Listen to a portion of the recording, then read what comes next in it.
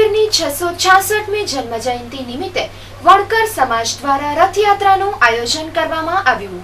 રામદેવ પીરની 666મી જન્મ જયંતિ નિમિત્તે વણકર સમાજ અને બીજા તમામ સંગઠનોએ સાથે મળી અને રામદેવ પીરના મંદિરે પૂજા અર્ચના કર્યા બાદ રથયાત્રાનું આયોજન કરવામાં આવ્યું હતું। તો આ વિશે વધુ નિહાળીએ અગ્રણીના શબ્દોમાં।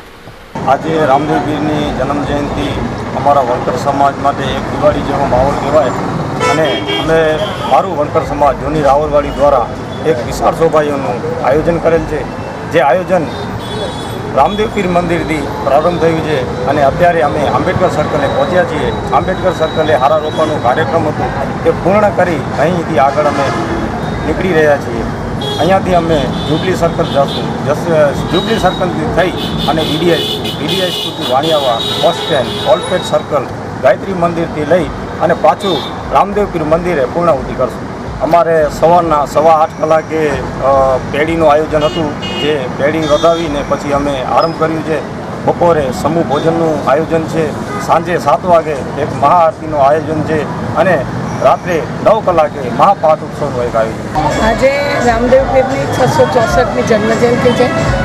વણકર સમાજને તમામ સમાજના લોકો સાથે મળીને, તમામ સંગઠનો સાથે મળીને આજે ખૂબ સરસ રથયાત્રા કાઢી છે। સવારે મંદિરમાં પૂજા અર્ચના કરી રામદેવ પીર મંદિરમાં, અને અત્યારે રથયાત્રા કાઢી છે અને સમાજના તમામ ભાઈઓ બહેનો દીકરીઓ બધા ભેગા થઈને ખૂબ આનંદ અને ઉત્સાહથી આ રથયાત્રામાં ભાગ લીધો છે અને આખો દિવસ એ રામદેવ પીરની જન્મજયંતિ નિમિત્તે કાર્યક્રમોનું આયોજન કર્યું છે। અમે પણ આજે સૌની સાથે અહીંયા આવ્યા છીએ, રામદેવ પીરની પૂજા કરી છે, બાબા આંબેડકરના સ્ટેચ્યુ પાસે એમને હારારોપણ પણ કર્યું છે અને બહેનોએ જે અમારું સન્માન કર્યું એના પ્રતિભાવમાં બહેનોનું મેં પણ સન્માન કર્યું છે અને ખાતરી પણ આપી છે જે કોઈ કામ હોય, હું, અશોકભાઈ, અમારી આખી ટીમ, મહામંત્રી ઘનશ્યામભાઈ, બધાએ સાથે રહીને ખાતરી આપી છે કે જે કોઈ નાના મોટા કામ હોય, સહેજ પણ સંકોચ રાખ્યા વગર,